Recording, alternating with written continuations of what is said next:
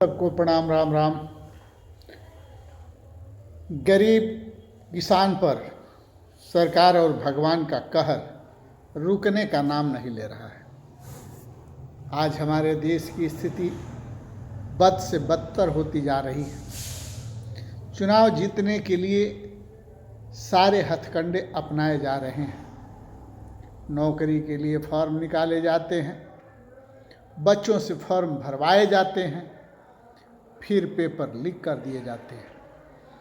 Paper leak होने के बाद फॉर्म भरने में जो पैसा लगता है, उसी पैसे से सरकार अपना चुनाव जीतना, प्रचार प्रसार करना, रैली निकालना, तमाम तरह की सुख सुविधा की व्यवस्था करती है। और जो गरीब किसान रिक्शा ठेला चलाकर, हर चलाकर अपने बच्चों का फीस भर भर के बच्चों को पढ़ाते हैं, तैयारी कराते हैं, वो बच्चा 1700, 2000, 2200, 2500 रुपया देकर फार्म भरते हैं। और फार्म भरने के बाद जब परीक्षा देने जाते हैं तो पेपर लीक कर दिए जाते हैं, और पेपर लीक करने के लिए भी लाखों लाख रुपए लिए जाते हैं। हम समाज से पूछना चाहते हैं, साथ में सरकार से पूछना चाहते हैं कि क्या भारत में गरीब किसान, मजदूर, ठेला वाले, रिक्शा वाले को जीने का अधिकार नहीं है? अगर नहीं है तो बुलडोजर चलाकर इन सब को एक साथ खत्म कर दिया जाए। कोरोना की तरह तबाही लाकर इनको जबरन सल्फास खिलाकर मार दिया जाए, इन्हें फांसी से लटका दिया जाए, लेकिन इस तरह का दर्द न दिया जाए कि सालों साल तैयारी करने के बाद नीट की, चाहे यूपीएससी की, चाहे जो भी जितनी भी भर्तियां हैं, उसका फॉर्म भरने के बाद, परीक्षा देने के बाद पेपर लीक हो जाए और बच्चों का भविष्य, किसानों का, मजदूरों का, रिक्शा चालकों का, टेम्पू चालकों का, साइकिल चालकों का, स्कूटर चालकों का, मोटरसाइकिल चालकों का भविष्य खराब हो जाए। इस तरह की तबाही, इस तरह की बर्बादी भगवान कैसे बर्दाश्त कर रहे हैं, समझ में नहीं आता है। सब कुछ देखने के बाद यही लगता है कि गीता में कहा गया है कि जब जब धर्म की हानि होती है, जब जब देश में अत्याचार, भ्रष्टाचार, दुराचार बढ़ता है, तो भगवान अवतार लेते हैं। लेकिन इस समय तो चरम पर है, चाहे वो बलात्कार हो, चाहे वो भ्रष्टाचार हो, चाहे दुराचार हो, चाहे जो भी हो, लूट हो, शोषण हो, यहाँ तक कि तहसीलों में, कचहरियों में, कोर्टों में, स्कूलों में, कॉलेजों में, भर्तियों में, परीक्षाओं में अथाह पैसा लिया जा रहा है, लेकिन काम नहीं किया जा रहा है। हसनगंज तहसील की स्थिति ये है कि वहाँ किसी भी काम के लिए हजारों में, लाखों में रुपया देना पड़ता है, फिर भी काम के लिए बार बार डीजल जलाकर, पेट्रोल जलाकर या खून जलाकर वहाँ पहुँचना पड़ता है। किसी दिन अधिकारी मिलता है तो किसी दिन नहीं मिलता है, किसी दिन मीटिंग में होता है तो किसी दिन सरकार का काम कर रहा होता है। अगर इसी तरह चलता रहा तो देश का क्या होगा? एक खारिज दाखिल कराने के लिए सालों साल लोग दौड़ रहे हैं। एक ज़मीन लोग खरीद रहे हैं, खारिज दाखिल होने के बाद पैसा लेकर धोखे से उस ज़मीन को फिर उसी मालिक के नाम कर दिया जा रहा है, और वह मालिक वह ज़मीन दूसरे को बेच दे रहा है, लेकिन सरकार इस पर संज्ञान नहीं ले रही। लेकिन जो आदमी पहले ज़मीन लिया था, जिसके नाम खारिज दाखिल था, जिसके नाम ज़मीन चढ़ चुकी थी, वो आदमी फिर उस ज़मीन को अपने नाम कराने के लिए हजारों रुपया खर्च कर रहा है, सालों से दौड़ रहा है, डीजल पेट्रोल फूंक रहा है, अपना खून जला रहा है, लेकिन उस आदमी का काम अभी तक नहीं हुआ, तो साधारण किसान, मजदूर, रिक्शा चालक, टेम्पू चालक का काम कैसे होगा? जब एक मध्यम वर्ग का गरीब इतना परेशान हो सकता है, तो लोअर वर्ग का गरीब कितना परेशान हो सकता है, ये आप लोग समझ सकते हैं। आज सारे तहसीलों में लूट इस कदर मचा हुआ है कि कहने लायक नहीं। अधिकारी अलग लूटने में परेशान हैं, मंत्री अलग लूटने में परेशान हैं, सांसद विधायक अलग लूटने में परेशान हैं। अन्य राजागण जो बने हुए हैं, जैसे प्रधानमंत्री, मुख्यमंत्री, ये लोग अपना अपना उल्लू सीधा करने में परेशान हैं, लेकिन समाज को निर्देश दे रहे हैं कि 1 वर्षों तक सोना न खरीदें, पेट्रोल न जलाएं, डीजल न जलाएं, सरसों का तेल न खाएं।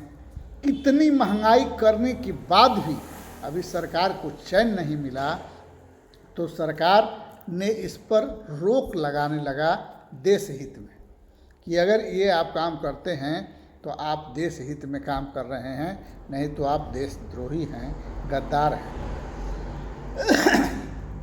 एक तरफ सरकार हमें विदेश जाने से रोकती है, जबकि आप लोग जानते हैं कि गरीब तो विदेश जाएगा नहीं, पूंजीपति ही जाएगा।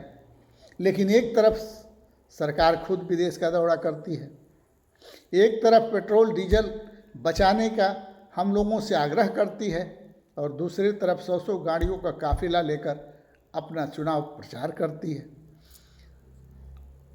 हम लोगों को सोना खरीदने से मना कर रही है, अपने कई टन सोना गायब कर रही है। समझ में नहीं आ रहा है, मतलब जो हमको देखने को मिल रहा है पेपर में या समाचार में कि कई टन सोना गायब हो गया, कई टन आरबीआई का कहना है कि बिक गया, क्या हुआ भगवान जाने, लेकिन हम नहीं कुछ कहना चाहते हैं। समाज चतुर है, रोज़ पढ़ रहा है, देख रहा है। लेकिन हम ये कह रहे हैं कि जो लोग सोना बेचते हैं, ठीक है, वो कमा के रख लिए, वो तो खा लेंगे, लेकिन जो उनके यहाँ नौकर हैं, जो व्यापारी हैं, जो उसी के आश्रय उसका घर चलता है, पेट्रोल पंप खोल के बैठे हैं, पेट्रोल बिकने से ही उनका, उस पर पेट्रोल डालने वाले, पेट्रोल भरने वाले का खर्चा उसी से चलता है। अगर ये सब बंद हो जाएगा तो तमाम लोगों की नौकरियां चली जाएगी। सरकारी रोजगार या सरकारी नौकरी सरकार देती नहीं है, लेकिन जो प्राइवेट नौकरियां हैं 2014 से आज तक धीरे धीरे सब खत्म हो चुकी हैं। जो थोड़ा मोड़ा बची थी उसको भी सरकार ख़त्म करने में लगी है। पता नहीं सरकार क्या चाहती है, किस तरह का विकास करना चाहती है, कैसा विकास चाहती है। हमसे एक लोग पूछने लगे कि आप ये बताइए कि विकास की उम्मीद आप किससे कर रहे हैं। हमने कहा कि सरकार से कर रहे हैं। तो उस सरकार से कर रहे हैं जिनके मंत्रियों को विकास लिखने नहीं आता है। जो विकास नहीं लिख सकते हैं वो विकास क्या करेंगे। हम उनका चेहरा देखते रह गए, हम उनके चेहरे को पढ़ते रह गए। तब हमने सोचा कि बात सही लग रही है। अगर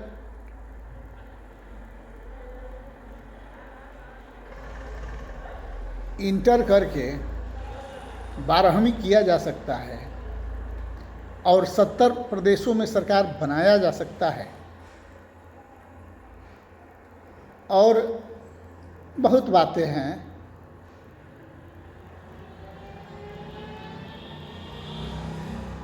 59 के जगह पर 69 बोला जा सकता है।